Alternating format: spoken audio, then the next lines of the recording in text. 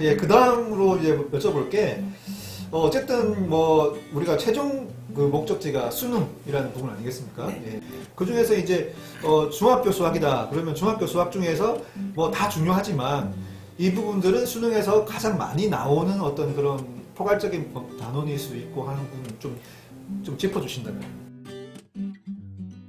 예, 어떤 선생님은 다 그건 공감을 가지실 텐데 네. 함수죠. 함수. 함수죠. 그림을 그려야 됩니다. 그래프를 그려야 됩니다. 아. 예. 그리고 이제 우리가 알아듣기 일반적으로 쉽게 해주시면 안 될까요?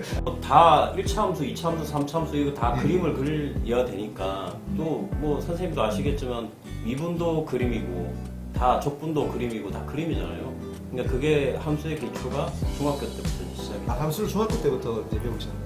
그 과정을 제가 짤막하게 예. 한번 설명드리면 중학교 1학년 때는 그래프와 비례관계, 그래서 x하고 y 사이 관계가 이제 어떤 식으로 형성이 되느냐, 그 다음에 이제 우리가 거듭제곱으로 몇 차 함수다, 다음 함수에 대해서 중학교 2학년 때는 1차 함수, 중학교 3학년 때는 2차 함수, 2차 함수를 고1 때 좀 더 확장시켜서 배우고 뒤에 이제 뭐 분수함수, 무리함수, 지수함수, 로그함수, 상가함수, 우리가 소위 말하는 수학의 꽃인 이제 미적분도 다 함수의 연장선상이거든요. 아, 예.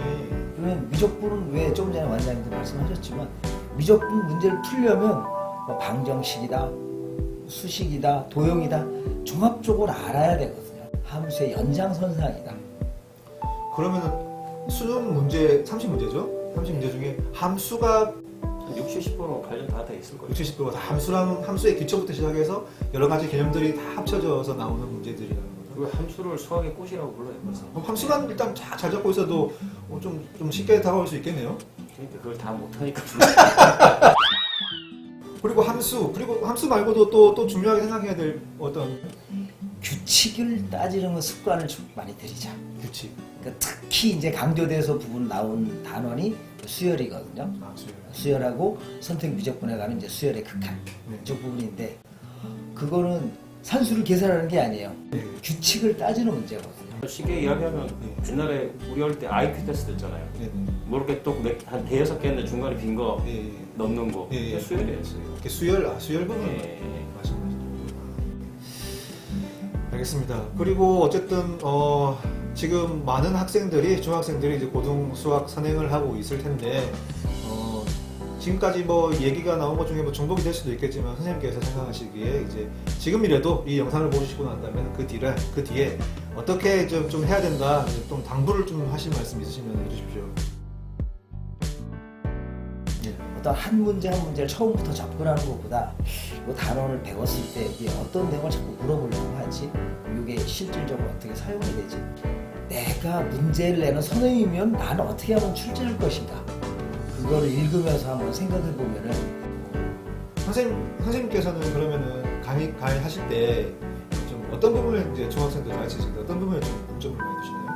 처음은 얘들은 이제 대부분 선행한 학생들이 이제 줄 테니까 제가 먼저 일단 기본 설명, 저는 절대 공식이란 말 쓰는 것도 좀 싫어합니다. 네네. 그보다는 그 단원에 나온 정의, 우리 지나간 그 천재 과학자들이 열심히 단원을 만들었는데 왜 탄생하게 됐고, 그 부분을 짤막히 먼저 설명하면서 그 정의에 대해서 먼저 제가 쭉 끌고 나오고, 이제 개별적으로 문제를 이제 일단 기본적인 문제를 풀어주고, 그 부분에 대해서 내용이 이제 좀 더 복잡한 문제를 이제 주말을 통해서 본인이 자꾸 먼저 풀어봐야지 이제 내게 될 수 있으니까 고민을 자꾸 하면서 풀어보게 하고, 그 막히는 부분을 저한테 들고 왔을 때 그냥 아무것도 깨끗하게 오는 게 아니고 본인이 풀다가 뭔가 막혔으면 막히는 부분까지는 적어놓고 거기서부터 이제 같이 고민하게끔, 그래야지 내가 다시 풀어봤을 때 내가 이렇게 막혔는데 이 부분을 이렇게 생각해야 되는구나, 그거를 이제 같이 이제 학생하고 서로 토론을 하면서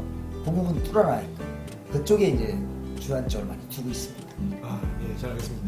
마지막으로요, 예, 수학 선생님 두 분이 어렵게 좀 모이신 김에 약간 재미로 이제 즉흥적으로 여쭤보겠습니다.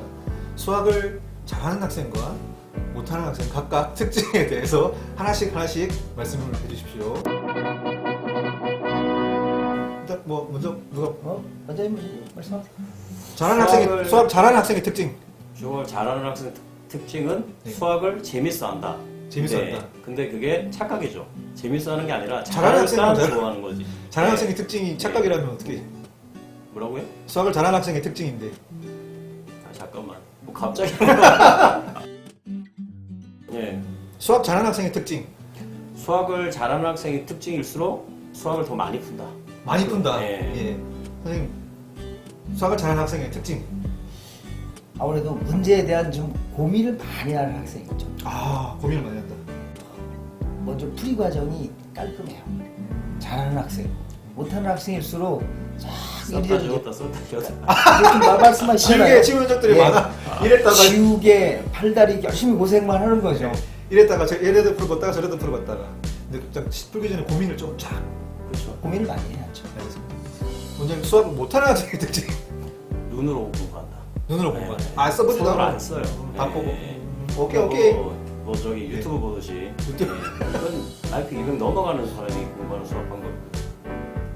손으로 풀어야 되는데 안 푼다는 거죠. 아, 생각보다 그런 좀 많나 보네요. 대부분. 예. 그러니까 수학을 못하는 사람이 그런 거죠. 그러니까 눈으로 공부만 하면 그게 수학입니까? 그게? 예. 알겠습니다. 우리 어머니들, 우리 자녀분들이 수학을 눈으로 풀고 있는지, 열심히 쓰고 있는지, 연습장이라든지 어떤 그런 걸 좀 지켜보면서 한번 체크를 해주시기 바라겠습니다. 아무튼 오늘 두 분 모시고 우리 중학생들 중에 고등 수학 선행을 하고 있는 학생들에게 도움이 될 만한 얘기들을 나눠보도록 했습니다. 좀 많은 도움이 되었으면 좋겠습니다.